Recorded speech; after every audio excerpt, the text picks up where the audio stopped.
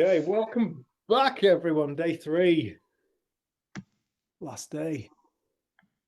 It's mad, isn't it? You set off on day 1, you think you got all the time in the world. Day 2 comes, you're like, bloody hell, we're halfway through. Day 3 comes, and here it is, last third, home straight. I've really enjoyed this. I've really enjoyed it. Hello to everybody watching in catch up. Hope you're all well. Hope you've enjoyed the first 2 videos. Those that we've managed to make it through to the third. So you often see, like, on our YouTube analytics, day 1 gets X amount of views, few drop off day 2, few drop off day 3. So if you made it to day 3, well done, and thank you for persevering. We'd like to open it up. There's not many people on this afternoon.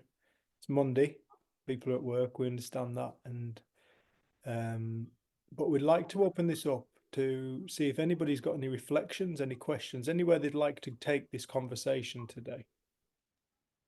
And just see where we go. If not, I've got some stuff to talk about, but we want to make this relevant to people on the screen.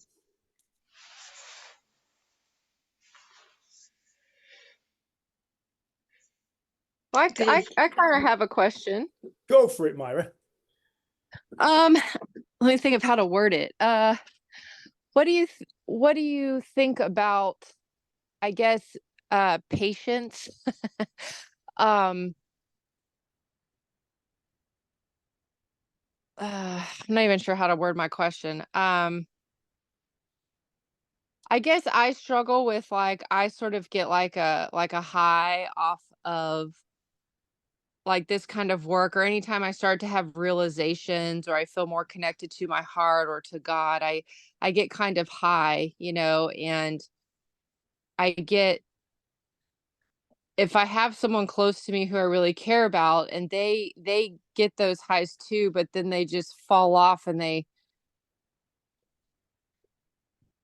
just end up so buried in their conditioning to the point of, like, self-destruction that they go into, and it's like, how do you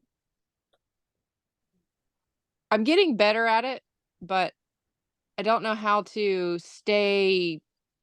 How do you keep I don't know. I guess I'm getting pulled out of myself a bit, and pulled out of my uh higher mood or higher consciousness a bit, because I start worrying. What are you worrying about? Well, when I see somebody that I care about, um in, like, a state of, like, self-destruction, or being lost to the point where their suffering is pretty great, where they may actually not be okay, um, to the point where they may lose their freedom, or they may lose their life. Um, and I've dealt with several people like this in my life, one of them being a parent. Um, Not that I need to go to the past necessarily, right? But um, No, yeah, I guess. the past is full of valuable lessons. Don't dismiss the past. Yeah, I'm trying to get away from going to the past all the time and all the psychoanalyzing. So I'm really smart with that stuff. But it just keeps me in a circle, and I've learned that it, like sometimes when I go to the past to try to, it's like I'm trying to get a form of closure that's never going to happen, because what I'm really missing is being present in the now, right? So that's kind of. Yeah, it is. As simple as it sounds, it is that. Yeah. Mhm. But yeah, I get pulled off my own course when I really care about somebody, and um they're struggling with self-destruction, they're struggling with self-love, but the level of it is intense. And to me, if I just turn my back and go, oh well, they're going to be okay, they're going to be fine, it doesn't feel right. You know what I No. mean? But then, eh, I don't know, do you get where I'm coming from? Yeah, I mean, I would never say turn your back. That's not. I hope that's not what you kind of get from us, because we never say turn your back on anyone. That's Uh, just how I feel, you know what I mean? right. But like sometimes you need to separate yourself, uh, at least to, various degrees to protect your own energy. And so you don't get too enmeshed in their stuff, their struggle, right? Um, but then sometimes I feel like if I pull myself back, I feel like I'm turning my back. That's how I feel, you know what I mean? I feel like I'm turning my back, and it's a really tough feeling to deal with, and it Yeah, makes me feel jumpy, I feel like jumpy, like, and it pulls me out of it pulls me more out of being in the present moment, and then I'll get back to the present moment, and then I'm like jumping, you know what I mean? yeah. I feel like you're being quite cryptic, and maybe you're being quite cryptic for a reason. There's certain things that I feel like you're kind of holding back on information about. So, obviously, I don't have a really clear picture of exactly what you're talking about here. But I think initially you set off with patience. Mhm. You set off with, and I wasn't knocking you then, Myra. I wasn't saying you were doing anything wrong. I can see but there's something you don't want to talk about on Mhm. screen. I understand that. Mhm. Um, but you set off regarding patience. I only really get impatient when I start making it about myself. Anything. Yeah. When I start making it about me, how this is affecting me, that's when I start getting impatient. And I get impatient. It's don't think if anybody tells you they don't get impatient, I'd be very, very wary of those people because I don't think they're being entirely honest. I think every single one of us suffers from a lack of patience from every now and again. Why? Because we are human beings and sometimes we do get caught up in the illusion of life. But if I am getting impatient, it's because I am making a circumstance about me and how this is having an effect on me. It's me not being aware of the nature of reality in that moment. It's me not being aware of my consciousness creating that experience in that moment, full stop. I always found one of the most beautiful realizations that I experienced in this life, one of the most ridiculously simple ones, was the realization of separate reality. The realization that every single one of us on the planet sees our own unique expression of reality. This was revelatory to me because I was somebody who assumed that reality was outside and we all saw the same thing. I assumed that reality was something that took place outside of me and I moved through reality on a day-to-day basis. From the moment I was born, I was moving through reality. I didn't know that reality was actually moving through me. So to do that 180-degree turnaround and start to become aware of the within, as the mystics like to call it, was life-changing. And when I became aware of that and I started to see, there is this apparent 8 billion people on the planet, I take very little at face value anymore. I take very, very little at face value. I take very little of what I read and told as face value because I understand that the individual who writes it is also a separate reality. News agencies are a separate reality. It's all separate reality. Reality is a psychological experience. And at the moment, there's plenty of people trying to convince people that their psychological experience is the correct reality, and it's not. It's just a potential. It's just their reality, and they're entitled to that reality as well. But to become aware of separate reality and to see the nature of it, how it is literally, we make up reality. We make it up. It's all made up. All made up. It's our experience of life is made up. It's dreamt up from within ourselves. To see that is to start to become aware that other people's realities towards us are not personal. You know, if I'm taking it personally, then technically I'm holding a grudge. So let's break it down. Let's look at this from an absolute ground zero perspective. What the hell am I holding a grudge against? For want of a better word. Am I holding a grudge against the person for thinking like that? For behaving like that? Or am I ultimately holding a grudge against thought? After all, that's what created it all. And when I woke up and realized the only grudge I ever hold is actually against thought, grudges became a redundant thing. Like, why would I hold grudges? Makes no sense. Because ultimately, I'm holding a resentment towards the power of thought, the same force that's creating the resentment.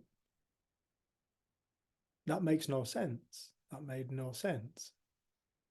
I'm holding a resentment against consciousness. Why would I do that? Makes no sense. So, to try and gain a perspective on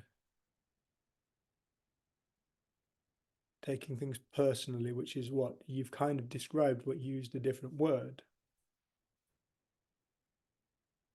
But ultimately, that's what you're describing. You're making a circumstance about me. And don't get me wrong,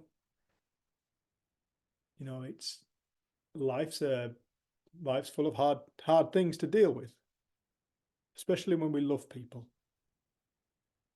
But one of the things I observe about mind, consciousness, thought, whatever you want to call it, equals learning. Have you noticed that? Learning is an innate capacity. I'm looking at Lucia. Lucia and I, we went in soft play today, and Lucia's not even 2, and she went, "Daddy, cross the bridge." Cross the bridge? Cross the bridge? Where the hell did she get that word from? Yeah, that's what you do. You cross a bridge. I blew my mind how she learnt that. And obviously I did exactly what I was told. But learning is something that everyone innately does. It's what everything does.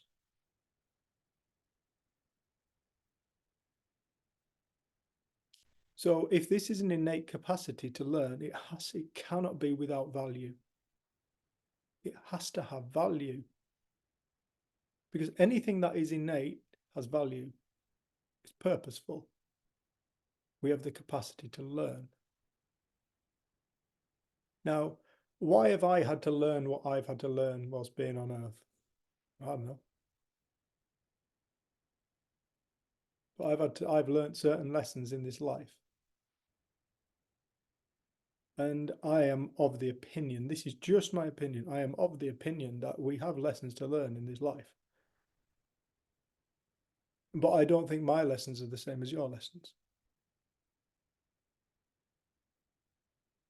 I don't think my lessons are the same as my sister's lessons, looking at the way her life's turned out and the growth that she's shown, and compared to the growth that I've shown around different subjects.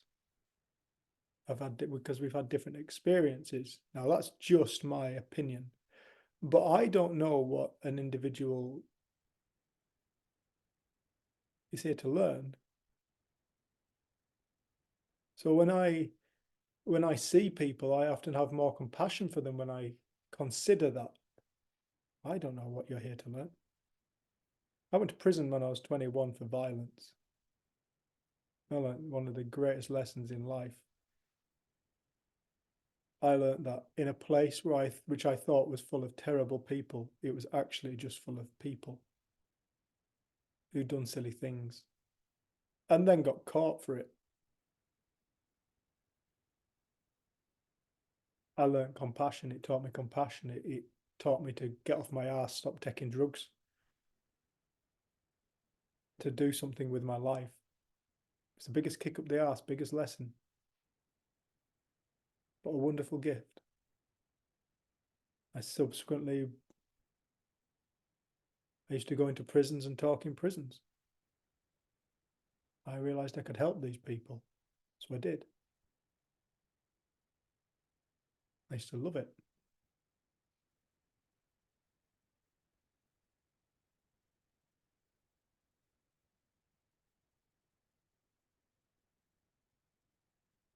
People change when they've learnt their lesson. Call it karma. It's just another word to describe the same thing. People don't change until they have insight around a subject. The only way people change is when they suddenly have insight around a subject. Perhaps it's an addict who suddenly goes, I don't want to do this anymore. Perhaps it's the violent man who just said, I want a different life. Perhaps it's the serial cheater who suddenly decides he wants to be faithful.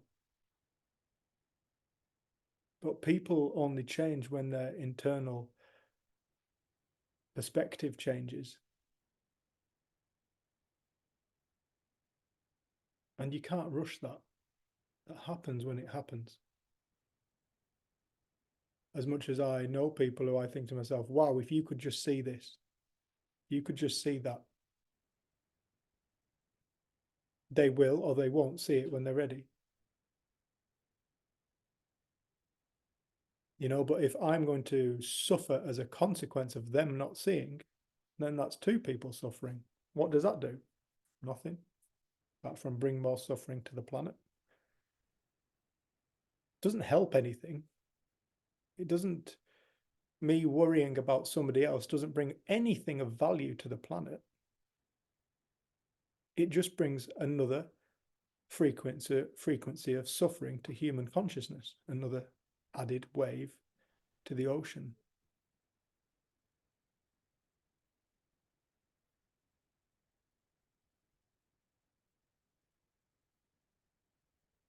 Is that of any, does any of that make sense, Myra?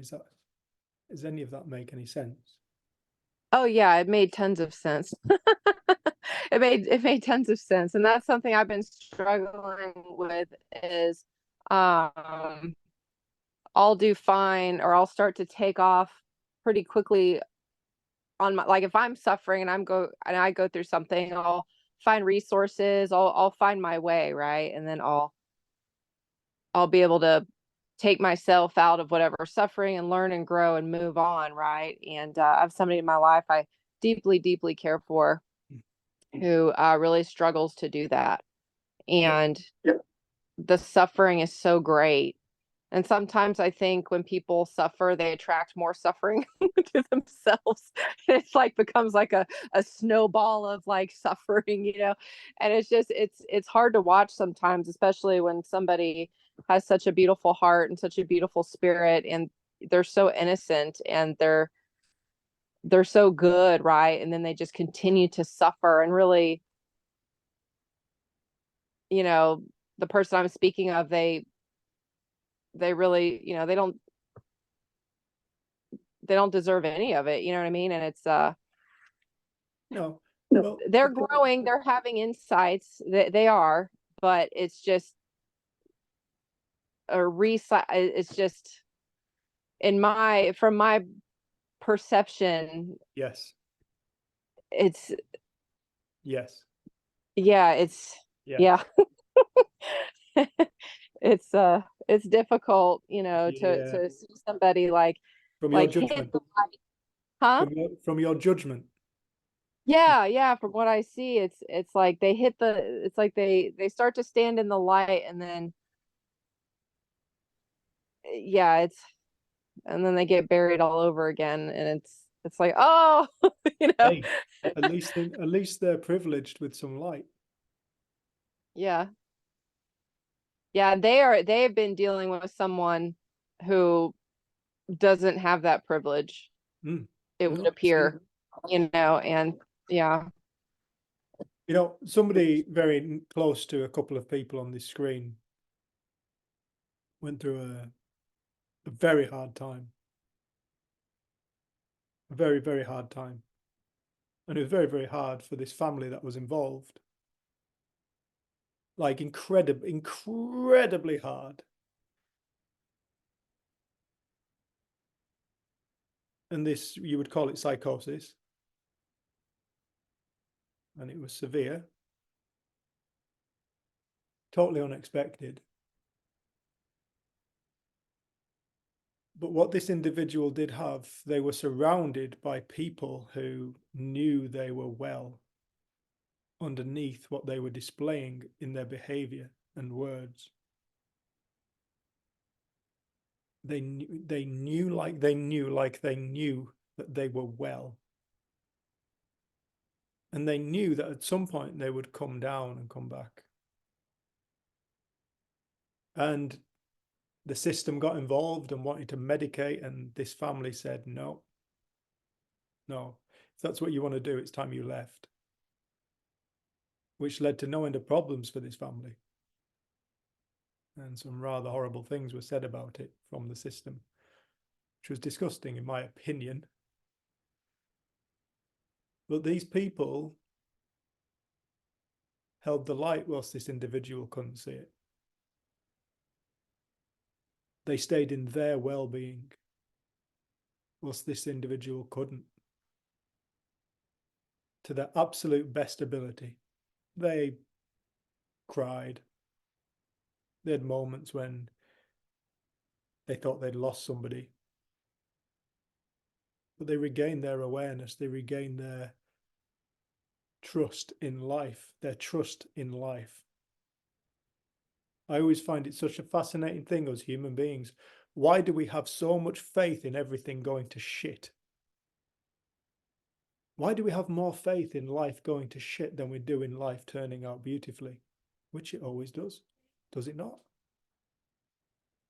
It always, somehow or other, it turns out it reaches an equilibrium all the time.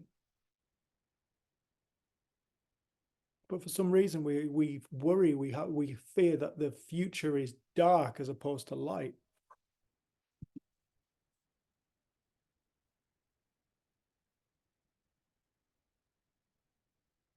It's something that I just want to bring people's attention to.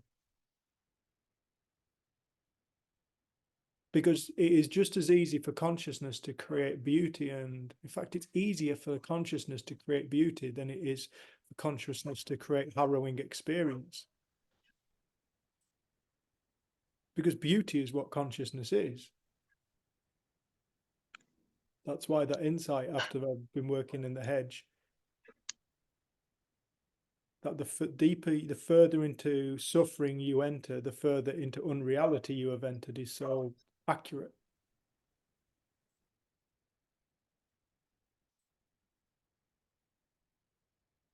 It's so much easier for consciousness to create joy. Apart from we hold on to the idea that, no, life's a bitch. No, life's difficult. Life's a challenge. Life's this, life's that. As its challenges, you're absolutely right. But there is no circumstance in the world that dictates our perspective. There is no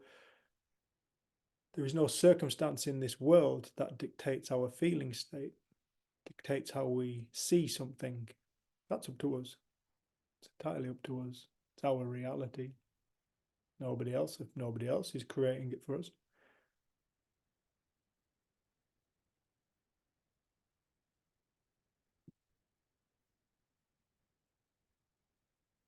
This, Myra, is, I hope that you can hear what I'm saying, because I'm not casting any judgment, but what I'm hoping that you will start to become aware of is Myra looking after Myra. Because unless Myra looks after Myra, Myra isn't going to be in a position to be able to help anybody. And jumping into the water of suffering with an individual who's suffering, well, that's just two people drowning, as they say. That's why this Sid Banks always said, this is for you first. This is for you first. If you're listening to help your clients, he said, don't. Listen for you first. because only when you wake up within yourself and find what you need can you then find the knowledge to help the individual out from a wiser point of view. Yeah, I'm learning that. I'm learning that. I'm kind of in the middle of learning that, I guess you would say. Yeah. And I do see the value of it. I can see it, and I've been starting to step into it, and I've been starting to get there. But then I get kind of, I'm letting myself get sort of yanked around a little bit, I guess, where I'm not uh staying with it all the time. So I guess it's just, And give yourself a break when you're not seeing it, love. yeah, my problem was like I was putting this other person first, not because I don't care about myself, but kind of when an ER at a hospital, right? An emergency room, right? Like they treat the person first who's bleeding out the fastest, right? So Yeah. you're not going to treat somebody with a broken finger first. You're going to treat somebody who's bleeding out, so to speak, right? Yeah. So that's kind of like what my mindset was, This but isn't one of those conversations. but really what I was doing is I was suffering also and drowning also, but thinking that I'm not, thinking that I'm doing some kind of good, but really I was just But it just so happens, Myra, we're really fortunate to have a lifeguard in the house.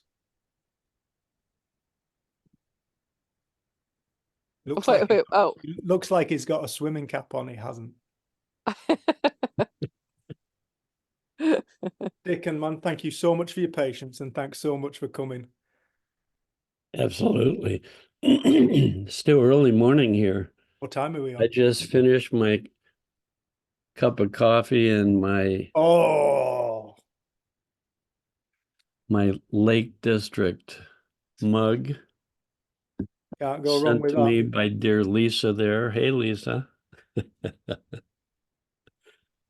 Oh, Yeah. she's talking and she's muted. She said, "How are you?" I can hear her in the other room. I'm doing great. He's doing great. I'm doing great. Nice to see your face. I have another Lake District mug Lisa sent me that has sheep on it. Oh. Yeah. Dick, and thank you so much for coming. Oh, you're welcome. It's great to be here. It's a bit of a smaller group today. It's Monday, everybody's at work, so I'm sure there'll be plenty of people watching on catch up. Yeah, sure. Understandable. So, Dick, and we don't have anything in particular that we have in mind to talk about. Maybe someone here does, because yeah, I'd be glad to talk about anything. And this is the third day, so I'm sure you've had a lot of input from my dear friends Keith and Christine. Yeah. But maybe somebody has a topic they'd like me to talk about, or somebody has a question, or I mean, I can always come up with something. I'm not concerned about that, but I'd be glad to see, since it is the third day, it'd be nice to hear if there's anything any place you'd like to go. Thank you, mate. Yeah. So anybody who would like to say anything, just put your hand up. Or if I know some people don't actually want to speak online, so just type it into the chat, and when something comes up, when the moment's right, I'll read out the question, reflection, or observation, or whatever it be. Yeah, yeah.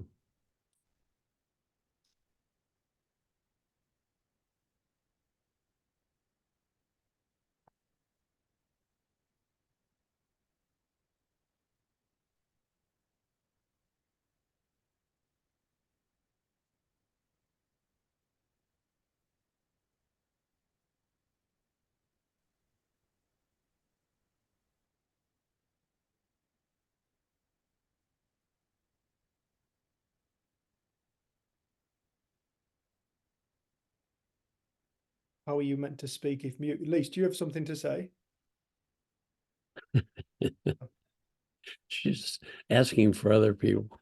You can just press your crossbar your space bar, crossbar's a bike. You can just hold it down and speak. Oh no, it doesn't. See that? I think your microphone's knackered.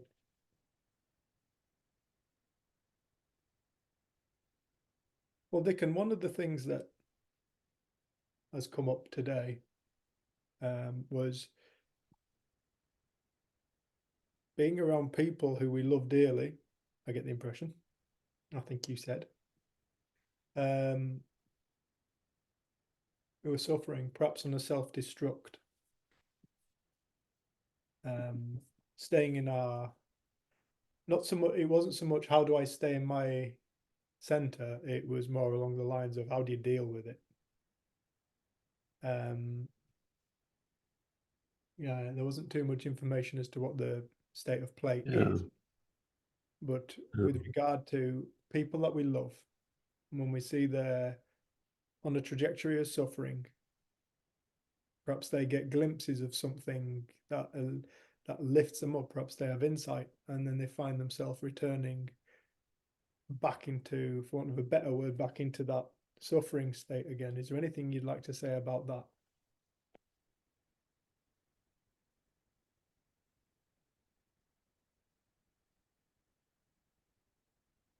Well, first of all, when it comes to being with close friends or family or people you know well and they're suffering, I think that's pretty common. I don't know anybody that wouldn't have at some point that experience, because it's so easy for any of us to get caught up in our thinking and think it's true.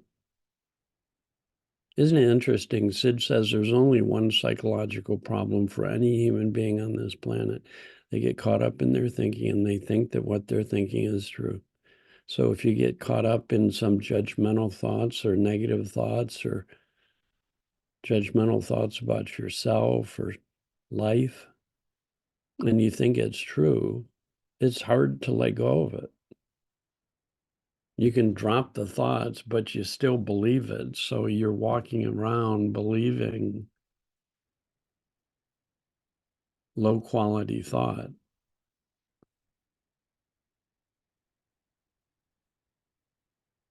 There's one cure. And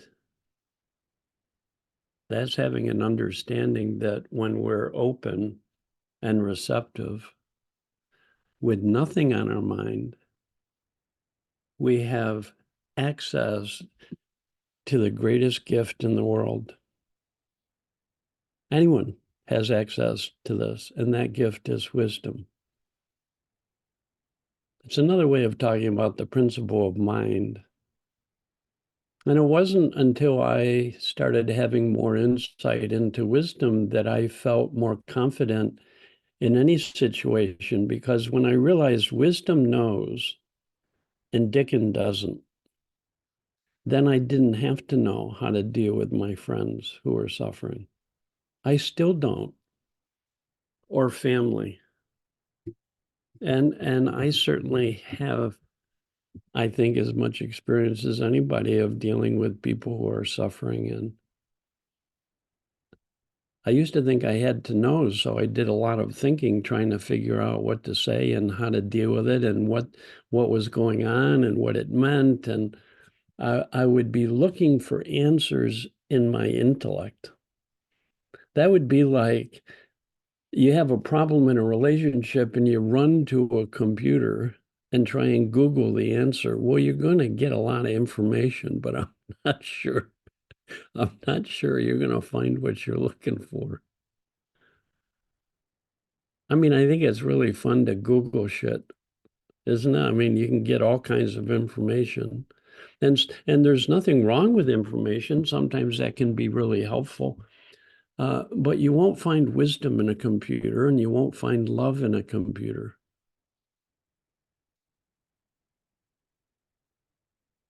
I find it very interesting that in the only book Sid Banks wrote that was not a teaching story, it was The Missing Link. And he starts the book, he could talk about anything at all, and he starts the book talking about it's a myth. The biggest myth is that it takes a long time for people to find wisdom. And then he ends the last chapter of the book talking about the whole chapters on wisdom, and he makes the case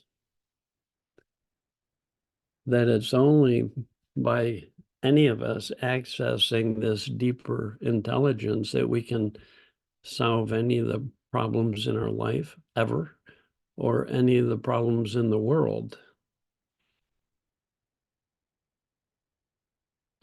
So if we're only a body, we're not connected to the universe. We're separate. That's probably the biggest stumbling block for all people, is we don't realize that we're connected to the infinite field of life energy. Scientists say that if you look at everything in the universe that has form, from the biggest suns in the universe, stars, to the smallest subatomic particles, all of form only accounts for 4% of the universe. 96% of the universe can't be seen as formless. 96% of who we are is formless. It's a little bit like a wave, thinking I'm just this little teeny wave, like I did. And Sid Banks says, Dickon, look down, look within.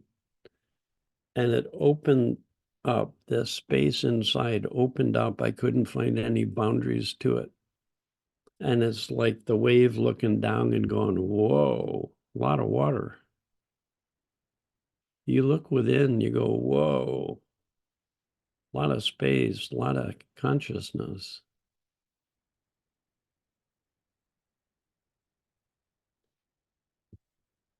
I love that I don't have to know the answers to anything.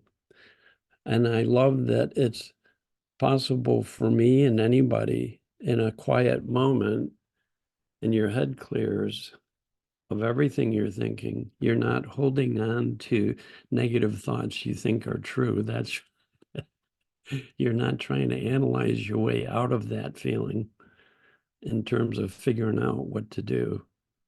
You just fall wide open to the universe. Complete not knowing. Quiet mind. Sid, for years, would just say, you're looking for a quiet mind. You can't think your way to wisdom. No one can. And in a quiet mind, we become more like a radio that becomes tuned in. And the music is always there in the air, but you can't hear it if you're not tuned in. You only get static. So while we're thinking about ourselves and our problems and our relationships, we're creating innocently a lot of static. And I still do that at times, I know. But I'm also catching on to the fact that, as Sid would say, the number one requisite is you have to go beyond everything you're thinking if you want to find answers.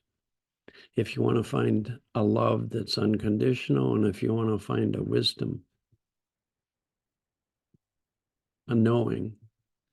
Now, I'm going to try and demystify wisdom. It's an intelligence built into the universe.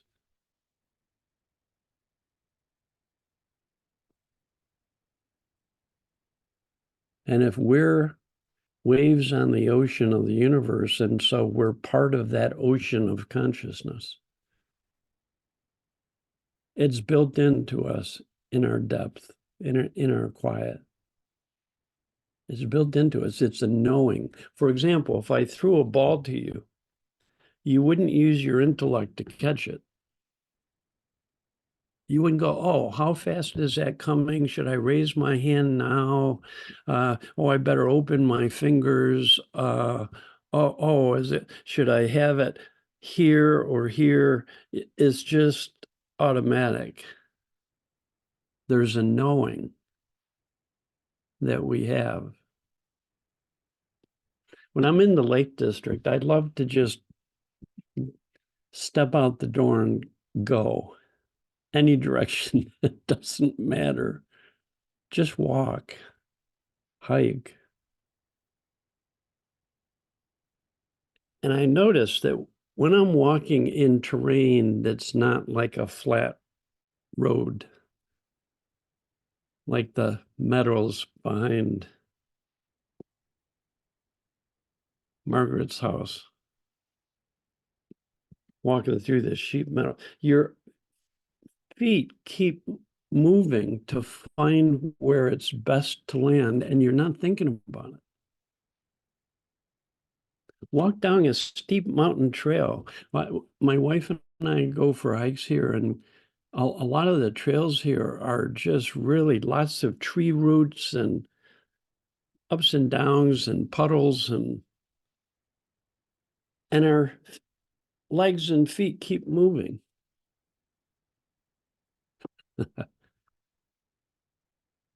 That's wisdom moving us. When we get out of our head, we don't stop living. We begin to be guided by a deeper intelligence. I assume most of you drive a car. When you're driving a car, you're going really fast down narrow roads, passing other people going really fast in the other direction. And the whole time your hands are moving and you're not using your intellect at all. You're not going, do I move a centimeter of an inch? Do I go left or right? We're just responding. Wisdom is a responsive intelligence. It knows how to respond to any situation. Wisdom is such a gift.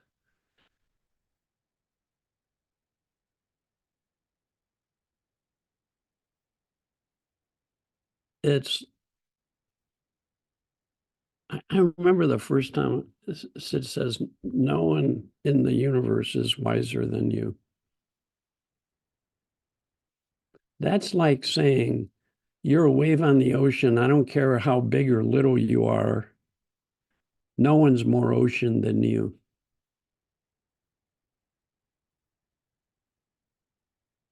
Blew me away. No one in psychology had said that to me, that every human being is connected to a universal wisdom, intelligence. No one. Because you have to begin to intuit the truth that we're connected to something greater. Otherwise, it's just up to us and our little pea brain to deal with everything.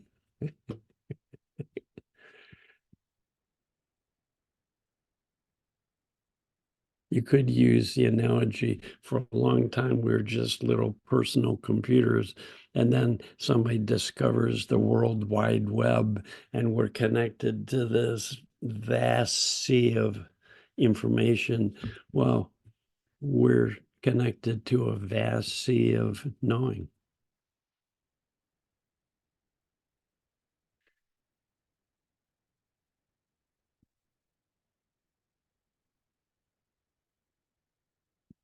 So Sid insisted.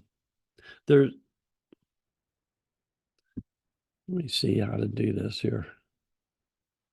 How are we doing? Is this getting to something that's of interest to people about wisdom? Is this about how wisdom is what really we learn to rely on wisdom rather than our intellect to deal with any kind of situation, crisis, challenge, problem?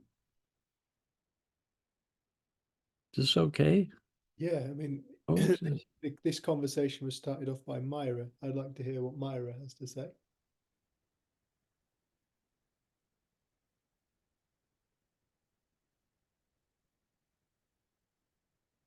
So you're inviting Myra to I was, yeah.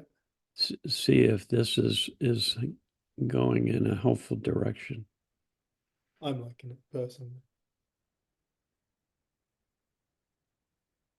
Myra's gone quiet.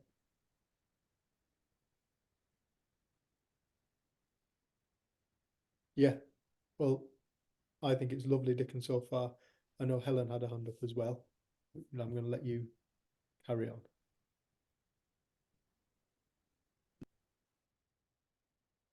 I can't think of anything more practical. I mean, it was hard for me to stop worrying until I learned about wisdom. Because I had the impression if I didn't think about something, I couldn't make a decision. And Sid comes along and says, when you're not thinking about something, something greater makes the decision for you.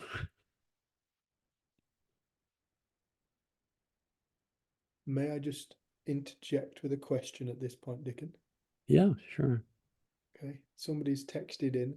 When you say intellect, are you talking about programming and conditioning, beliefs, etc.?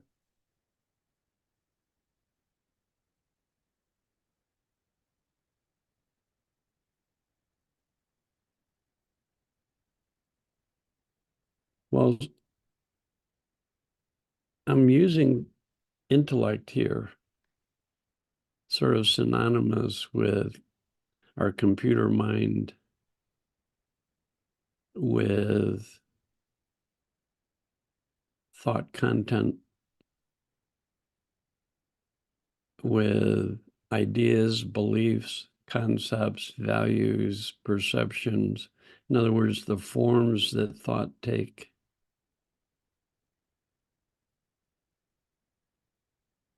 One time Sid says, you know what ego is? This sense of being this separate, small self, ego. You know what ego is? Everything you think.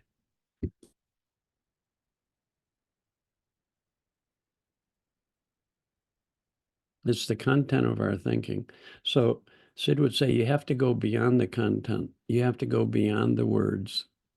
You have to go beyond every word in your head, every word you know, every idea, belief, concept, definition, into the quiet that's always here underneath all that noise. You won't find answers in concepts. Concepts are so limiting. You go beyond concepts, you're wide open to possibility. You're not stuck in one way of thinking about something, stuck in one way of thinking about your friend who's suffering, stuck in judgments about your capacity to help them, stuck in ideas you've learned, stuck in what you've learned growing up about how relationships work, our conditioning. So it's going beyond the content of anything that's stored in our minds. Nothing wrong with that, nothing wrong with information. But if you're looking for answers, you won't find it in what's already known. You'll find it in this creative intelligence, wisdom. So you want to have a balance between your intellect and wisdom. It's fine to think about things, but if you're looking for love or if you're looking for answers, you won't find them in a computer. You go to a computer for wisdom, for information. You don't go to a computer for love. You don't go to a computer for answers that are not yet known, right? Not yet known by anybody. I love that wisdom will bring us exactly what we need in a totally new and fresh way that's designed perfectly for us in the situation we're in, dealing with whatever is going on in our life. It's a knowing that's there when our ego isn't, when our thinking isn't, when our minds are quiet. I used to tell my daughter when she was first learning this at 14, 15, 16, I used to tell her, it's really simple, Eva. If you start to see that whatever you're feeling is being created by the thinking you're doing, you'll start realizing most of the thinking you're doing creates tension, stress, and upset. Not all of it, but most of it. And if you realize that your thinking is creating this tension and that there's only one problem is holding on to those thoughts with your attention, if you let go of what you're holding on to, you stop creating tension, stress, and upset. Sid would say, if you really see thought, it'll bring you back to the now. What's the now? It's being present and not thinking. If you're thinking you're not present, you're not in the now. It's that simple. So Sid would say you're looking for the state of no thought. No thought. Which means you're not holding any thought. They can be going through your mind, but you're not holding because you're present. Being present is the state of no thought, or being present is the doorway to well-being and wisdom. You're wide open and receptive now. Isn't it interesting that when we don't know with our intellect is when we can know with wisdom? So we need to have a good balance between the intellect and wisdom. When we're out of balance, we suffer. We're over-relying on the intellect. We're over-relying on our own thinking, our own personal thinking. The thinking we do that takes us out of the present moment, and that when you stop thinking, you come back into the present moment. So if we have a problem or a difficulty or a challenge, we want to, in a sense, stop thinking about stuff and ourselves and our problem and the person, and come back to the present moment where we're wide open to deeper feelings of well-being. And we start to feel better, and when we start to feel better, we know better. They go hand in hand. So I tell my teenagers, if you see thought, you do less thinking that covers over your well-being and wisdom. As you find that quiet underneath all that thinking, there's always a nice feeling in that quiet. And if you find a quiet mind and a nice feeling, without working on it, without thinking about it, you'll know what's right in that moment to do. You'll catch the ball. You'll steer the car. You'll navigate the hiking trail. You get caught up in thinking, you start tripping on your hike.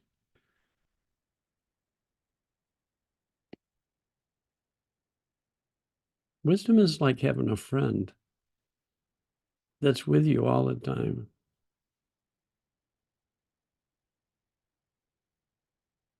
It's like this little, we have this little place inside, underneath and beyond our computer mind, our brain.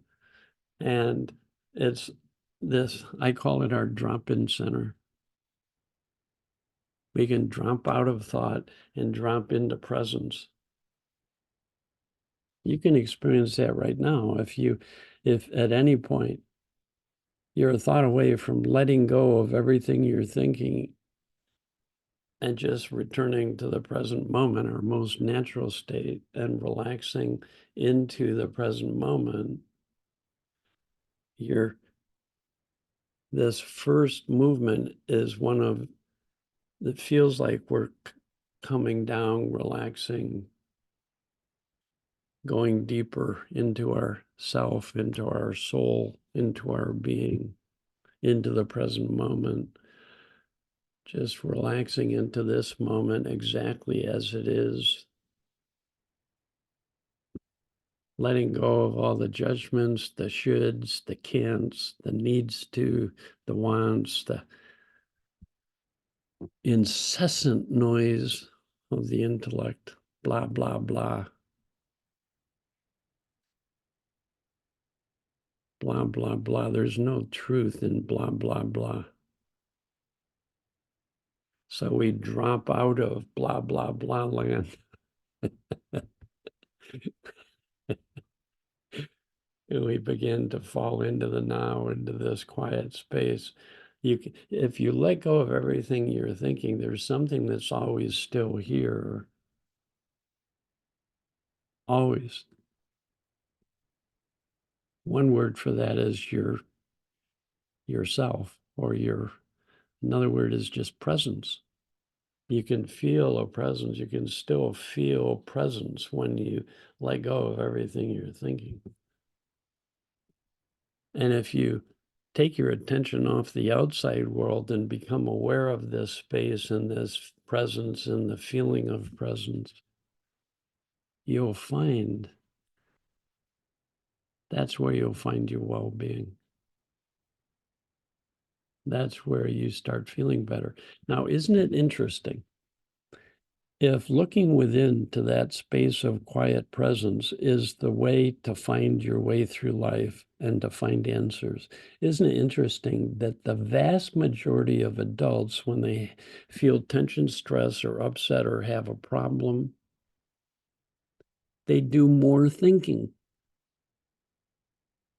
They don't drop in to the drop-in center that's open 24/7. They serve refreshments. There's soul food in the drop-in center. It's where you start to feel better for no reason. Maybe just a little relaxed, maybe just a little calmer, maybe just a little quieter, maybe just a little more open to life. Maybe a little, you can feel your shoulders start to drop. Maybe you can feel the tension from trying to figure it out. There's no trying with wisdom. It's the opposite of trying, is open receptivity.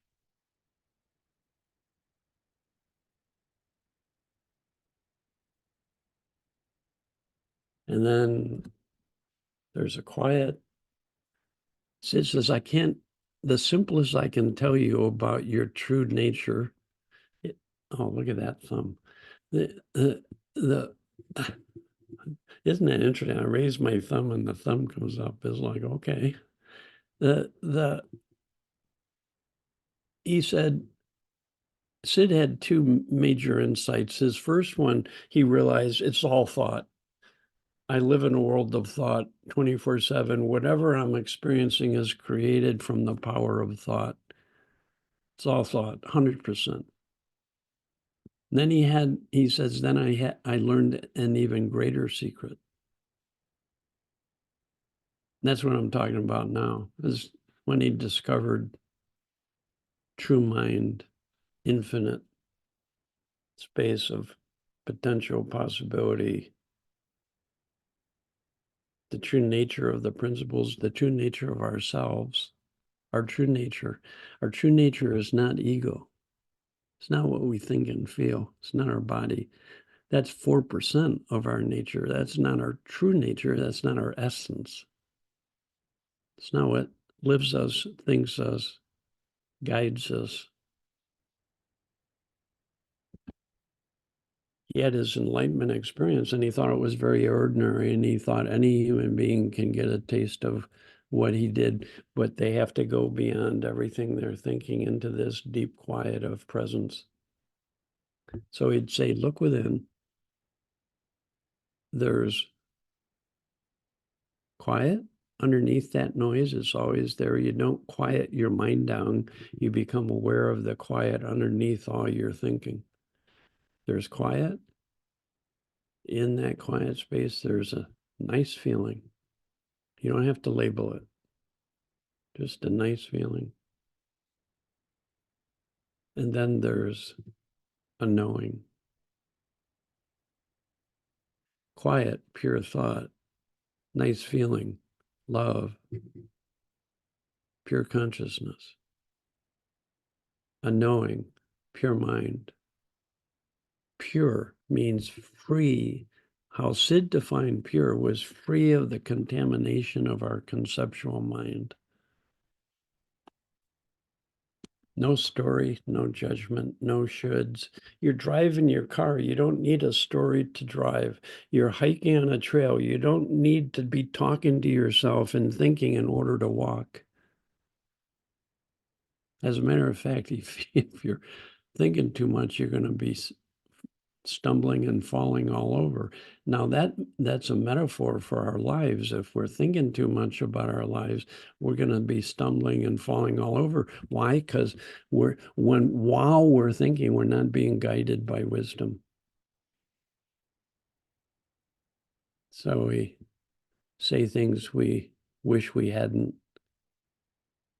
We take our low mood thinking to be truth and act on it innocently.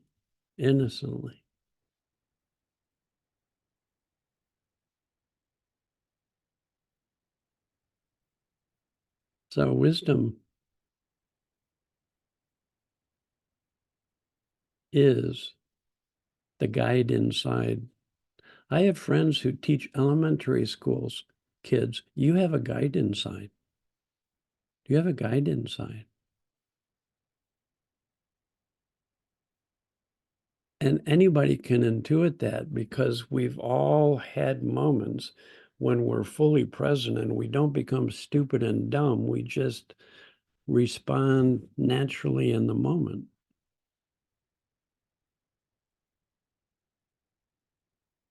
Everybody.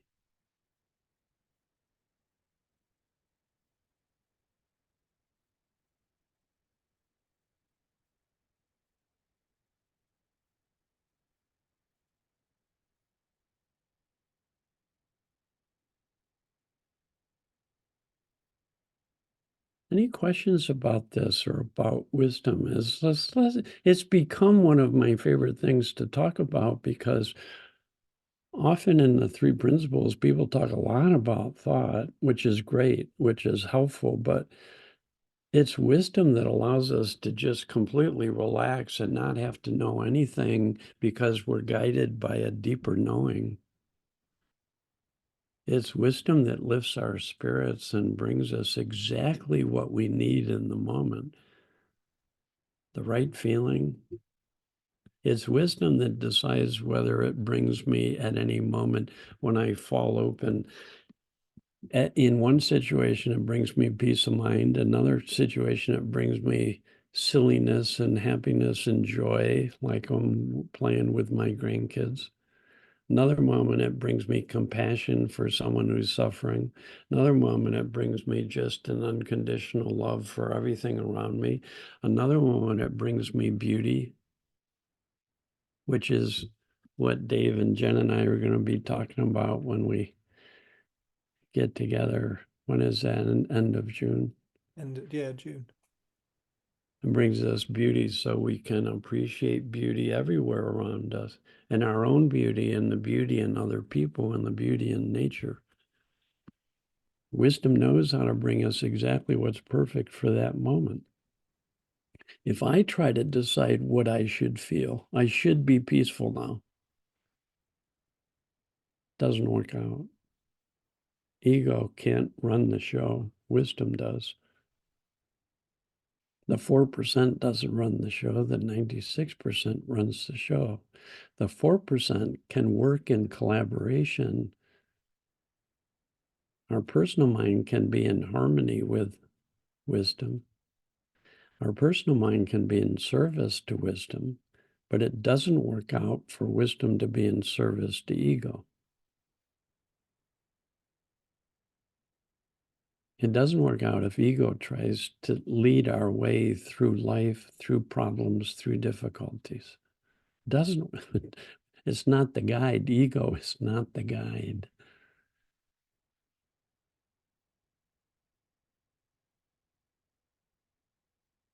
So I tell my teenage daughter, you're really starting to catch on to that it's thought creating, you're feeling, and you're letting go of thoughts that weigh on you so that you're resilient, you get over things quickly.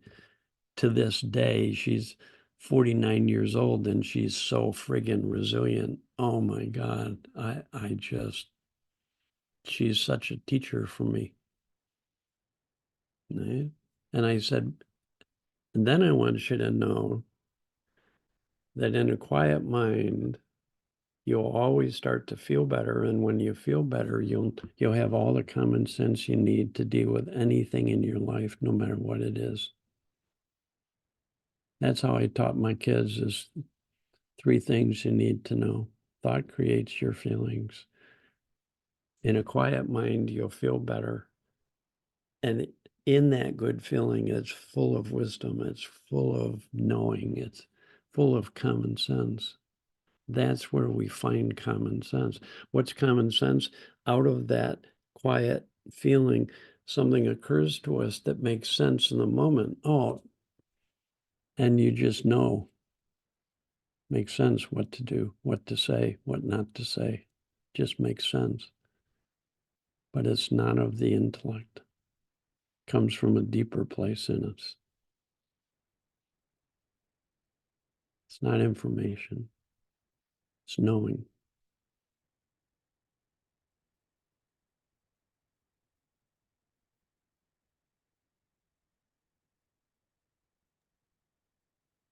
Helen had a hand up earlier on, but Yes, now you just come certainly. to a quiet point. She's legged it.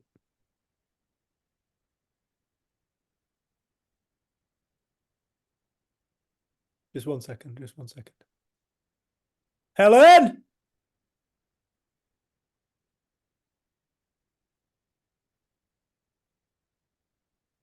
I don't think she heard.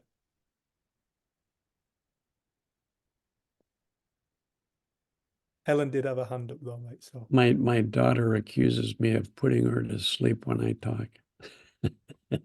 maybe you don't want to wake her up, Dave. She's That's right. having right. a nice little nap, and it was exactly what wisdom felt was helpful and necessary for her. Yeah. Or a toilet break right now. Oh, it's lovely, that, buddy. Thank you very much. Anybody have any thoughts about this? I'd love to hear what you're hearing. Is there anything here that you're hearing that's helpful or new or?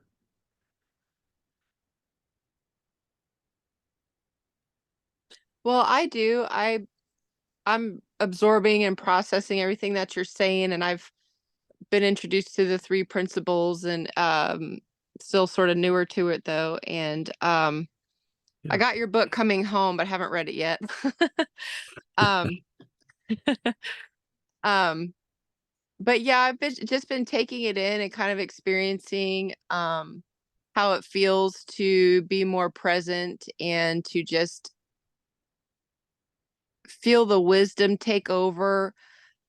And I know it takes over because I feel free and I feel lighter and my mood Yes. rises and Yes. everything is easier and things that seem like a problem dissipate and just dissolve. And, so that's how I know the wisdom is there, right? So I know exactly what you're talking about. Um, You do. I'm getting little Yeah. snags. We were talking about it earlier before you came on, but I'm getting little snags sometimes that are pulling me down, right?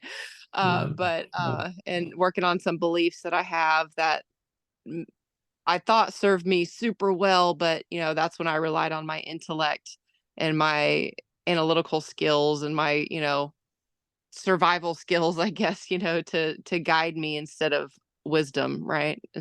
I thought that was wisdom. But I did too, Myra, for a long time. And I went all the way through university and got my doctorate and licensed as a psychologist. And I became more and more reliant on my intellect. So I became paradoxically, I became more anxious. And it felt like I was learning how to accept the fact that life is struggle. And same. there's a life of ease, not struggle. Ego struggles.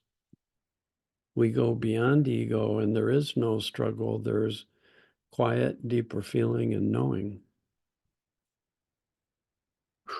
Yeah, I'm laughing right now because I'm thinking, yeah, I've been working so hard to find I peace. know. I know. I know, What a because struggle it's been. if there's only ego, then it's really either you have to use willpower to try and get yourself to live your life, to reach your goals, to accomplish things, to understand things. I used to go, here, let me understand that. And I would think really hard. Now I go, let me understand this. And I stop thinking. I stand under for understanding. People say, what do you think about this? And instead of thinking about it, I stand under. If I don't feel like I understand my wife, I stop trying to understand her, and I stand under. That's a great thing to say. I'm glad you said that because yeah. I Thank you.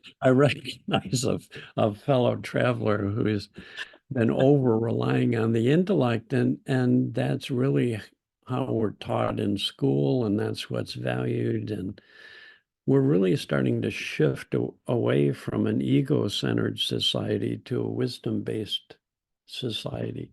And it's one person at a time waking up to a deeper space of feeling and knowing.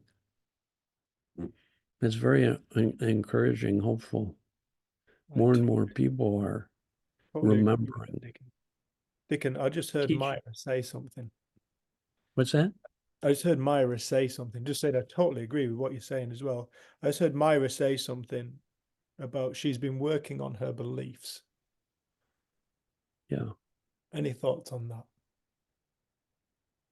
Because it seems to be a thing that people tend to come to this. Yeah. It's important. Well, working on our beliefs is focusing on the content of what's already been created, and then trying to find it, examine it, fix it, change it, improve it. There's another way that's a lot easier. That's a lot of hard work. That is one of the ways I used to work with people as a psychologist, is I'd work on discovering their unconscious beliefs and examining them and challenging them and thinking about them and talking about them. And it innocently was training people to think about themselves even more than they already were. Now, it was hard for me to stop working on my beliefs when I first came across the principles, but I started to find out that when I started to spend more time in quiet and nice feeling and stopped working on myself and my beliefs, that something very interesting happened. My beliefs started changing, and I wasn't even working on them. Or old beliefs just fell away without working on them, or they got upgraded. And I started to learn that wisdom knows how to upgrade the system. If you want to keep upgrading your life, Sid would say, spend more time in quiet, nice feeling and be grateful for what you know. And then at some point you have a shift in consciousness, and that's the upgrade. I can't make a shift happen. If I try to feel better, do better, be better, trying is thinking that creates stress. So I'm just stressing myself out more than I already am. Right?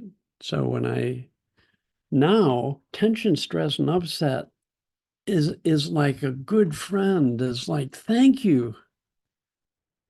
It's an invitation. That's the word I really like now, is tension, stress, and upset is not that I'm doing something wrong or that I'm missing the boat or it's just an invitation. It's wisdom tapping me on the shoulder and saying, Dickon, you're looking in the wrong direction for what you're trying to find.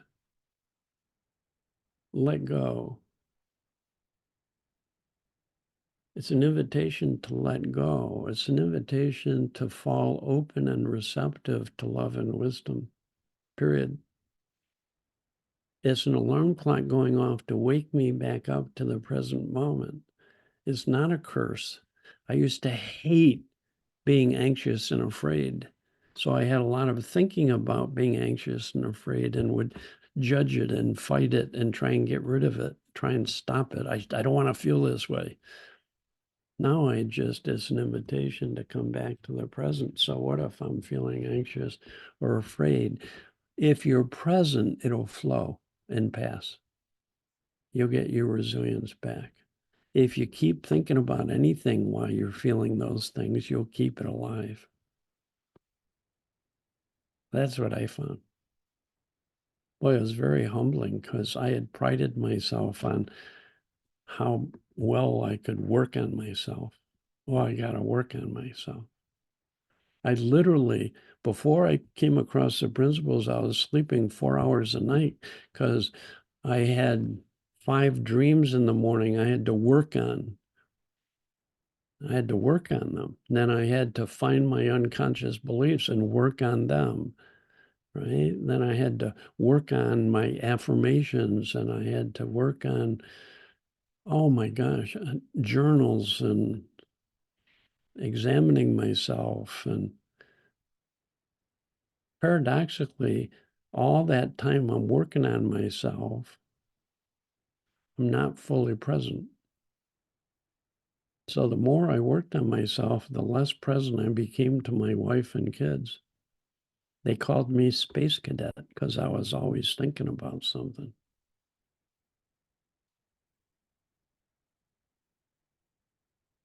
One time I got in the car and I didn't know my wife and my 2 kids in the back seat had already taken bets on how far past the store I would drive. And I didn't disappoint them. This is in Burlington, Vermont, and we drove to this store, but I kept driving because I'm just in my head thinking about stuff while I'm driving. I went all the way through the country to the next town. And my daughter, who was 13 or 14 at that time, burst out laughing in the back seat and said, "Dad, you are such a space cadet. Where were we going?" And I went, "Oh my God, how did we get here?" You don't want to be driving in a car with someone who doesn't know where they are, where they're going. I didn't disappoint them. I turned around, drove all the way back, and drove right past it going the other way. And I would try to be present, which was more thinking that made me even more stressed. I innocently was trying to run my life from my ego. And ego is not meant to run anything. It's the servant. You have a computer, it's not meant to run your life. It's a servant. It's a wonderful tool. Sid called the intellect a wonderful tool if you use it wisely.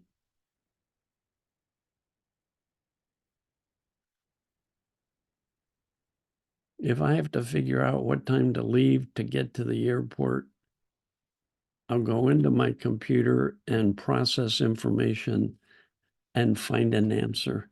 That's a wise use to the computer. I'm looking for known information that's stored in my head. When you use your intellect wisely, it doesn't create tension, stress, and upset, right? You can then, when you feel tension, stress, and upset, use your intellect to know that you're receiving an invitation from something greater.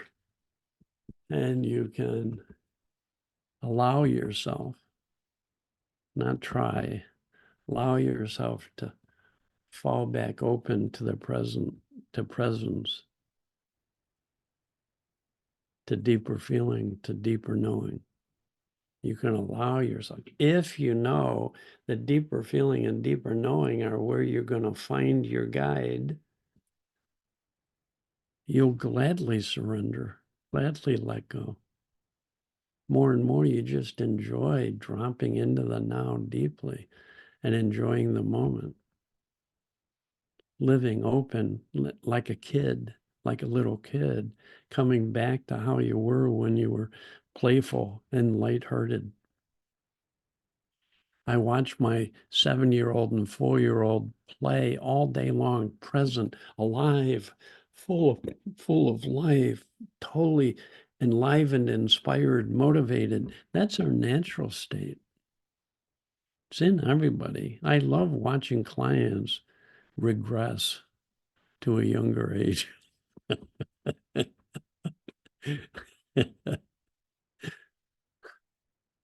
It's just fun. And when you get a little more lighter, you get your humor back, you lighten up. Seriousness is a byproduct of overthinking.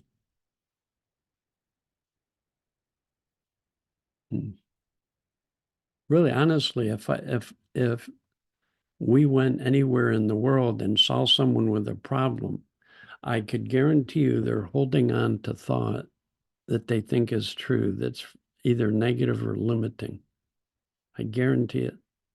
And that when they let go of all of that thinking, they'll become more fully present, more alive, and suddenly they just have a sense what to do. And you have to learn to trust that sense of what to do or how to do it, realizing you don't have to think about something to live or to make decisions. You don't. At a certain point, something occurs to you. Oh, I'll do that. You could see that. Go to your closet in the morning, stand in front of it, and you can use your intellect to select your clothes. I should, I need to, I want this, or you can just stand there, and I guarantee your hand will reach toward one of the hangers. It's unbelievable. You're in a restaurant, you're trying to figure out what to eat, and oh my God, so many choices. You get quiet, and I guarantee you'll know. It's amazing how that works. You're faced with a crisis, a family crisis, and everybody's screaming and yelling, and you have no idea what to do, and you get present. You don't know what to do with your intellect,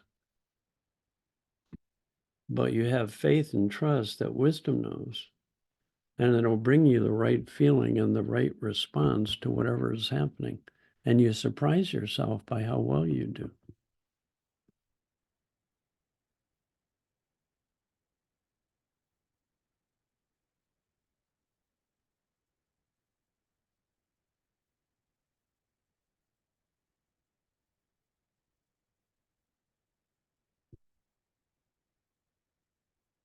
Thoughts, comments, questions?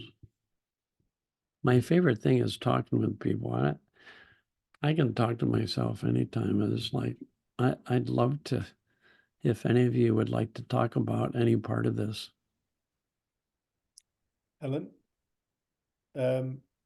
we gave you a shout before, but you'd gone. Do you still have your question for Dickon?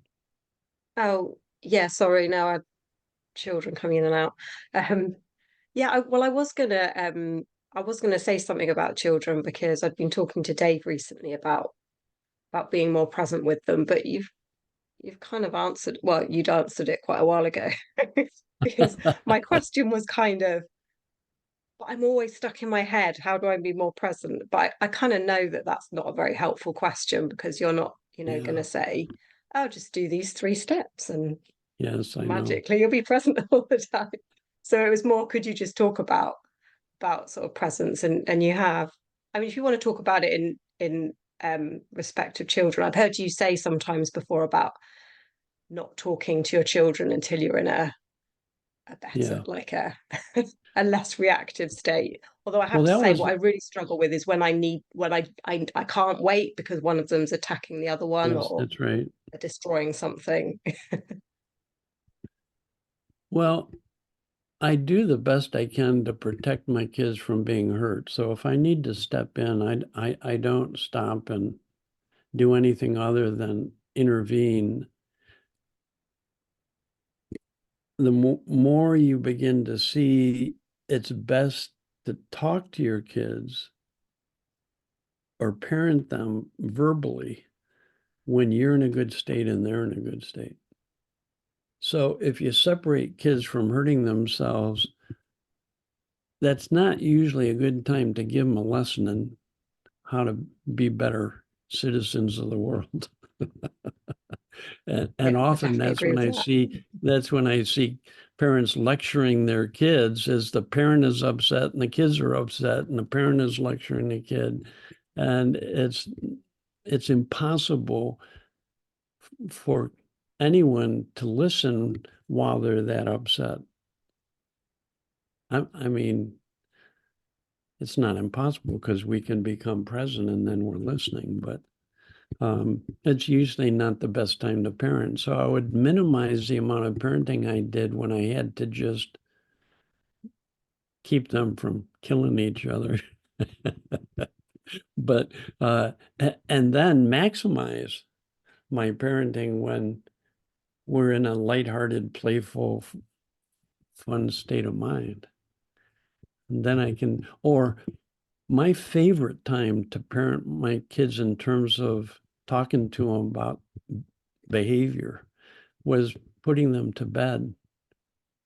And once they settled down and we had that loving connection, then I could plant a seed, say something. Yeah, that works well with my son. My daughter's a lot more wired. Yeah. Yeah, we're working on bedtimes. Yes, I know. Well, the best thing we can do with wired kids is to be a loving presence. So even though they're going bouncing off the walls, literally, we drop into this, we get more and more familiar with parenting from the heart. In other words, dropping out of our heads with thinking about what they're doing, having judgments, trying to figure out what to say or how to deal with them. We drop into that heart space, and loving presence for kids who are wired has a calming effect. You have a kid in a grocery store who throws a tantrum because they want something you're not going to buy for them right then. If you get upset with the kid for having a tantrum, it tends to get louder. If you become quiet and loving, they tend to get over it a lot faster. There was one time when my grandson was sitting in his high chair and he learned that not only he could eat food, but he could throw it.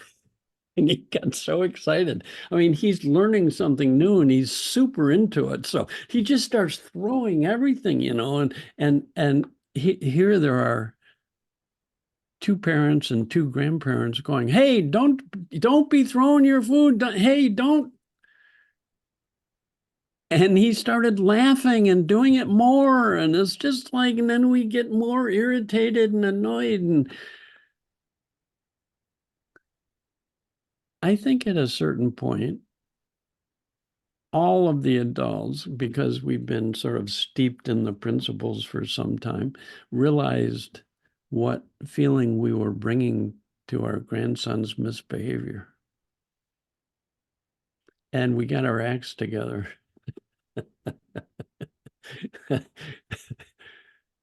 And then we can talk to him in a different feeling. And parents have impact when they're in a loving feeling. They don't have much impact at all. It's often the opposite when they lose a good feeling. So it's just, you just experiment, find out for yourself. Whenever I feel tension, I get more sensitive to tension and stress because it's my signal, my invitation to drop into that quiet feeling, knowing space. I just did a course, Living from the Heart, and I called the heart Sid would say the space of pure thought, pure consciousness, pure mind. I called the heart this space that's within us always, always quiet, nice feeling, beautiful feeling, knowing that space. Run to that space. It's our oasis. It's our friend. It's our guide.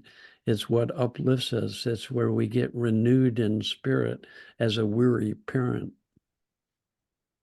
It's when we're thirsting for trying to figure out what to do. It's where our thirst is slacked in the oasis, in the wellspring. It's our well of being. It is our well-being. When Sid had his enlightenment experience, he says really simple. I just went beyond the influence of my personal mind into this well of being, into this quiet, into this incredible feeling in its purest form. It's unconditional love and a knowing, wisdom's guidance. That's what I discovered is our true nature. And I realized it's not only my true nature, it's our true nature. And it's not being taught in schools.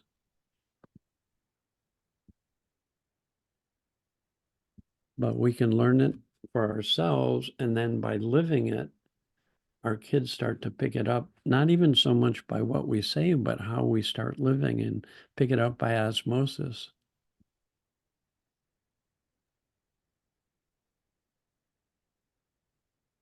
They start learning that when they're upset, that it's possible to calm down, quiet themselves down. They start seeing the benefits and beauty of being in a quiet mind and a beautiful feeling.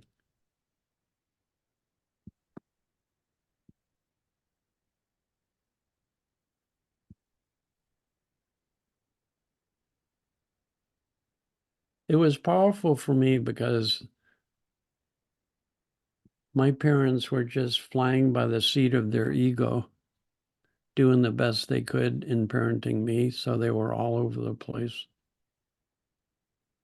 I started off parenting, replicating their style of parenting all over the place, guided by ego, trying really hard to be the best parent I could, having really goodwill, loving my kids, but all over the place. And then I had the thought, I don't have to know how to parent. I can come back to this quiet, not knowing, nice feeling space. And if I do that and then parent from that feeling consistently or more consistently, I'll be a good parent no matter how I was parented, no matter what happens. If I keep coming back to quiet, nice feeling and parenting primarily from that space, and then it hit me, wow, that's the key to relationships. If I only have one job with my wife, it's not to deal with the 10 issues that we have to deal with. I have one job with my wife. Drop into this feeling space and just do whatever comes out of that with her. It's my only job. I have one job in a relationship, and it's simplified parenting, it's simplified relationships, it's simplified dealing with family, simplified dealing with crises, simplified dealing with other people who are holding on tenaciously to their own negative thinking and acting on it.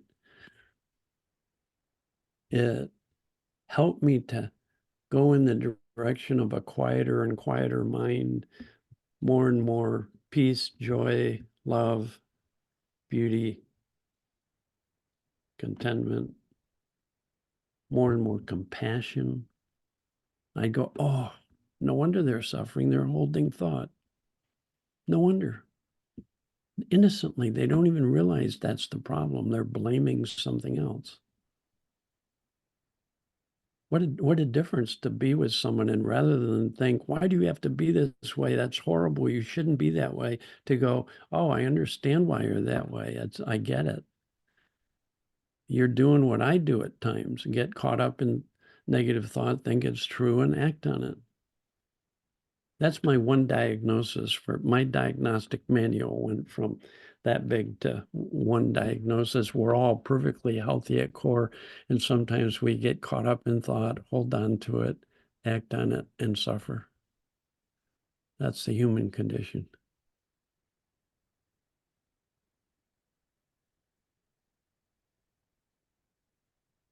So I have one job. Only one. In any relationship, in any situation. That's what Sid would say, come home. Come back to your solid grounding, your base. This inner peace, this inner quiet, this inner feeling of well-being, this deeper knowing. And it's okay when we're not there. Don't give yourself a hard time. It just means you're not there right then. So what? At least you know where home is. At some point, you come home. You don't stay at home all the time. You go off and you do stuff. And at times, you'll start getting caught up in your thinking in a way that's not helpful. And your tension and stress will invite you back home again. How far is home? A thought away. The second we release everything. The presence is not the absence of thought, it's the release of thought. Letting go, surrender is the first step to come home, always. Sid would say, you have to go beyond your thinking. You have to let go of your beliefs, your concepts, all of them. And I didn't hear that for a long time. And one day it hit me like a ton of bricks. I was listening to one of his talks on our couch, and I jumped up and went, what did you say? You have to go beyond all concepts? All? And I started going, when do I go beyond all concepts? Do I ever see my wife with a mind free of concepts? Can I look out the window and see that tree free of labeling it and having concepts about it and creating a story about it?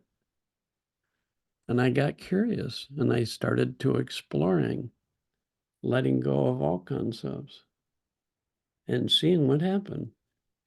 That's what Sid would say. Don't take my word for this. Don't look for answers from any other person. You go to this space and then find your own answers. You see if it's true that there's an inner quiet always, an inner presence always, an inner feeling always, a deeper knowing always that's there when we uncover it, when we are free, quiet mind, beautiful feelings. It's our birthright. It's so simple once you start seeing it. And it's not easy because it's hard sometimes because it's hard to stop believing what we've believed, all the bullshit in our heads that we've believed for all these years. I'm not good at this. I can't do this. This person's a jerk. I don't like this. I don't like that thing. I don't like that person. And we're convinced that those thoughts must be true. But you start seeing that they're just made up. That was Sid's first insight. Every bit of his unhappiness and insecurity was just thought that was made up that he was holding on to, and that when he let go of it, it didn't even exist anymore, that his unhappiness was not, he was not an unhappy person or an insecure person. That's an illusion. Doesn't even exist. It's a mirage. You let go of it. It's like a being in a nightmare, and then you wake up and you stop holding those thoughts as true. You go, oh, it's just a dream. Sid woke up and went, oh, my insecurity is just a dream. It's just thoughts. It's an illusion. I'm free. And he saw that potential and possibility for every single one of us.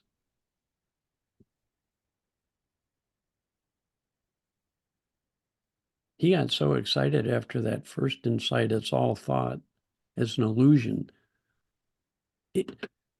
He saw that his story was made up, an illusion. It wasn't any more real than a bad dream.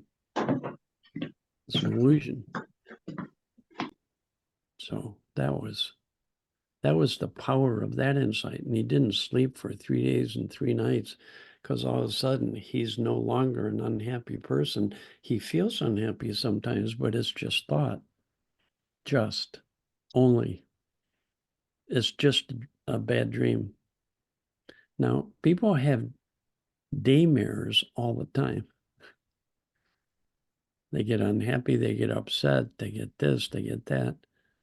But we can wake up from our daymares and go, oh yeah, that's just made up too. That's just some thinking I'm holding on to. If I don't hold on to that, it doesn't mean anything. It doesn't exist. It just dissolves back into the field of life energy.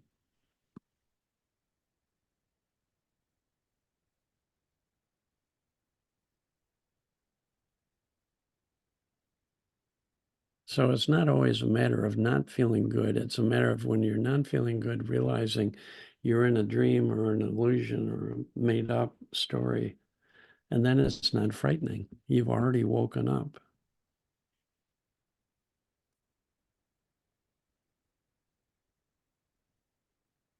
I still have my low moods, but more and more they're made up stories that are just flowing through. It's like my psychological exhale. It's just a natural part of life to have low moods.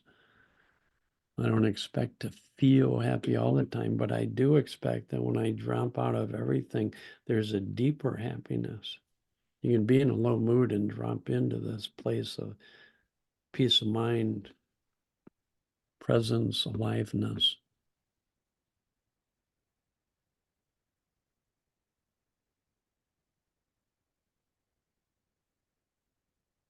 You don't try and stop and change your experience. You drop out of it into a deeper level of experience.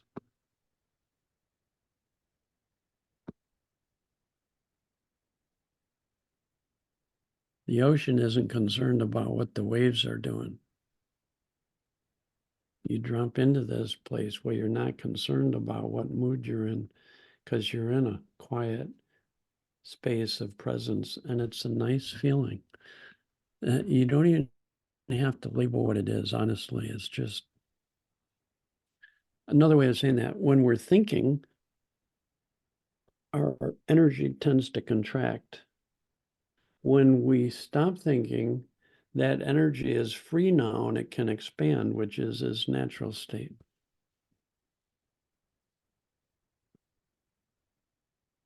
I just had a yes.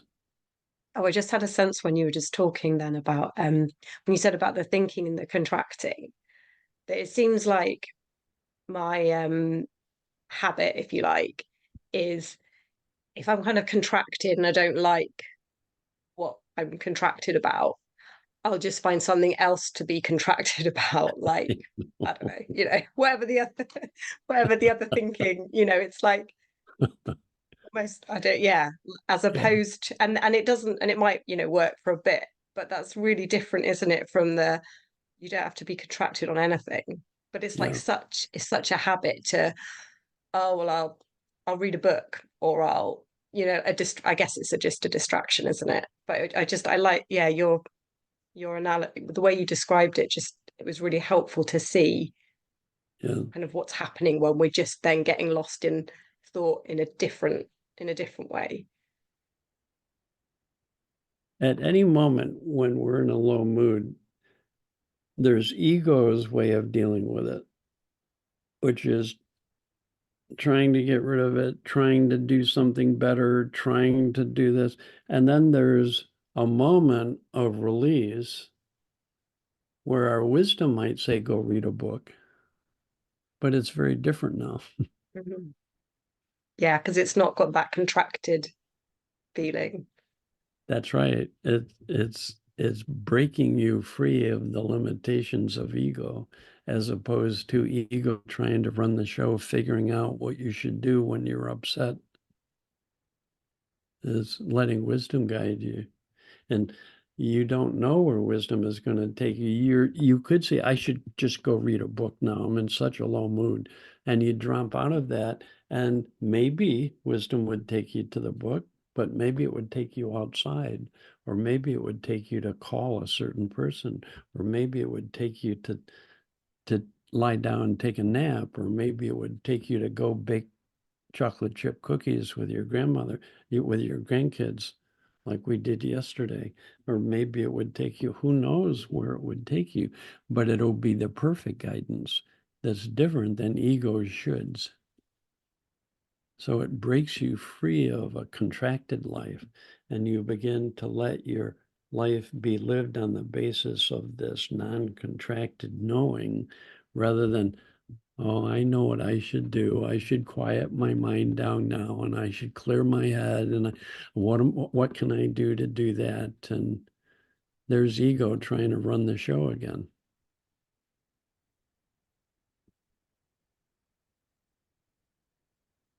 That's great, Helen.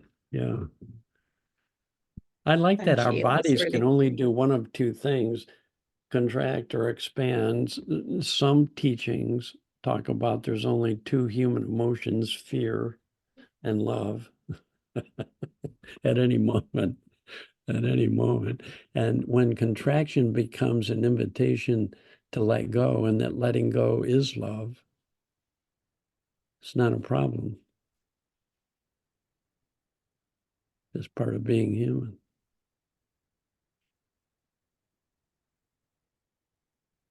thank When you. That's people really are helpful. oh, good. I love, Sid always would say to us, look for simplicity.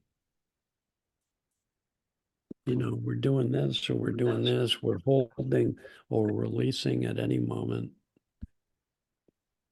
When energy is released, it expands by its nature. If you take a match and light it, that light expands. You could be on another planet, and with instrumentation, you could see the light arriving.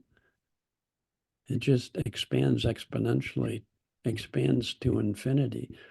Our deepest feelings expand to infinity. It's just energy, just radiating. So they use words like light as a metaphor for our true nature. Go to the light, lighten up, and become enlightened. Be lighthearted. Right? Be a light to the darkness of the world. They're just metaphors for our true nature. Expansive, awake, alive, loving, caring, sharing, understanding. Different ways of talking about the same thing. What I like to call the heart of the principles. So Sid often would say, it's all thought, and listen for a feeling. It's right there inside you. Listen for a feeling. You can't think and listen at the same time. Listen, release, let go, and be sensitive to this opening, this presence, this feeling. What's it feel like? Well, when it's expanding, it's just a nice feeling or a beautiful feeling. When it's contracting, it's anger, fear, sorrow, stress.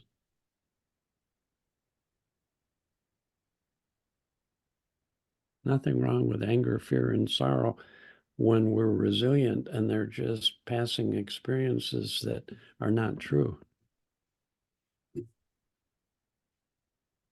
So then we can allow those thoughts and feelings to flow through us without holding, contracting, making up stories, thinking they're true and acting on them. You learn how to do your downtimes gracefully, the inevitable downtimes that we all have. When you're having a downtime, plain and simple, you're either thinking hard or you're not. The less thinking you do, the more resilient you are, the less problematic low moods are, the less judgmental you are, the less likely you are to take that thinking as truth to be acted on.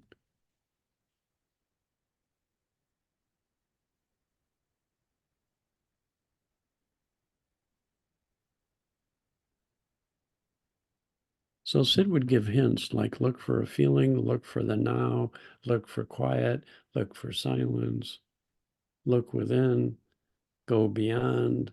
These are all just hints that have been used for centuries by spiritual teaching. He simplified spiritual teaching by talking about there are three fundamental forces at work at the essence of life. The potential to create life is thought. The field of awareness out of which everything is created has awareness, is made of awareness, is consciousness. And this intelligence, this wisdom that knows how to create life and operate it, is mind as wisdom. Three universal characteristics that are all part of the same field of life energy. Silent potential, conscious arising, wise knowing. It's our very essence, it's our very nature. So at core, we're all creative, loving, and wise. Our true nature. Our true nature is not our ego.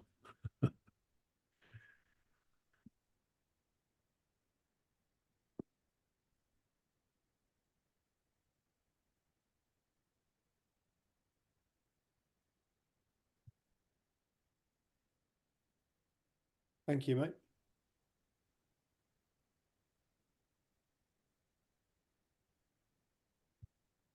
That was lovely, and there was so much in it. You seem to draw to a natural conclusion just at 5 o'clock, which is perfect, like a professional. Funny how that works.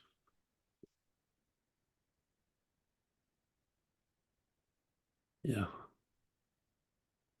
Thank you to everybody who asked questions, and thank you everybody for being here. We're pretty lonely just talking away to ourselves, isn't it? No, Dickon, that was wonderful. Just a heads up for people, like Dickon mentioned halfway through, Jenny, Dickon and myself were doing a 3-day event in the Lake District in June. It's an in-person. In-person. Live. Live. Yep. Hopefully mask free. Oh, I'm sure it will be. I'm Yeah. sure it will be. Yeah. But yeah, just one for the diaries if you're interested. So it's going to be in Kendal. Dickon, do you know the exact dates off the top of your head? I believe it's the 22nd, 23rd, and then an optional day on Monday, the 24th. That sounds right, yeah. I think. It's the solstice weekend, isn't it? Is it the summer solstice? Is it? Oh, that's cool. Probably the 21st. I think only because Sarah and I were talking about it, and she said, "Oh, I've got an event on the solstice weekend. I think it clashes." Anyway, if it's not, that's not very helpful. But if it was, it'd be helpful to remember it. Yeah, no, it will be because 21st of June is the solstice, isn't it? Yeah, it'll be that. Yeah. Yeah. So it's the weekend before the London conference. Yeah. For many, many years, I would come up to the Lake District after the weekend after the conference. It didn't work out to do it after for me this year, but it'll be good to be back up in the Lake District. It's been a few years and yeah, it's been a while since the pandemic, and it's like I am super psyched to. I'm almost 70%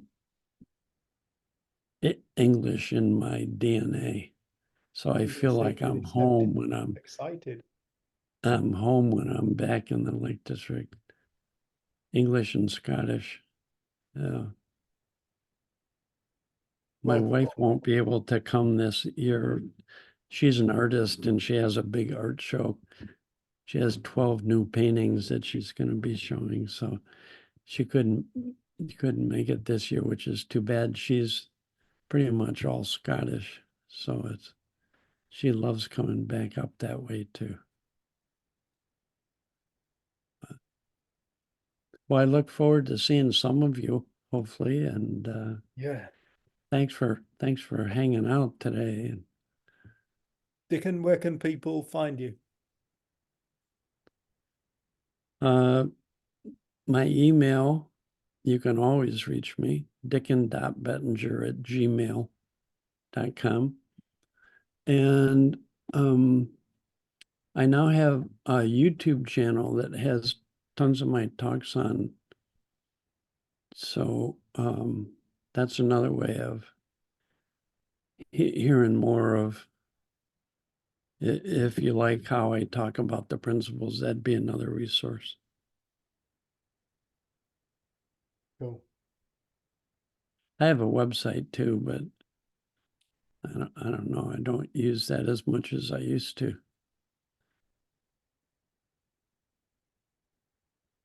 Cool. Dickon, thank you so much for being a part of this retreat. You're welcome, Appreciate Dave. it. It's good to see you, and give my love to Jen and Lucia. She's online. She's with Lucia now, but she's online. She's been listening through the headphones. Oh, great. Thank you, mate. And thank you, everybody. We are going to take a break now until 6:30. So we'll be reconvening at 6:30, 6:30 UK time, which is an hour and a half from now. So Okay. we'll have a break. Loads of love. Thank you, Dickon. Thank Loads you, of Dickon. It's so Thank good you, to see Dickon. you. Yeah, you're welcome. Thank you. Thank you. love. Margaret, it was great to see you pop in and out there, if she's still around. Okay. Loads of love, mate. Lots of love. Take care. Thank- Thank you, Dickon. Yes. Bye-bye.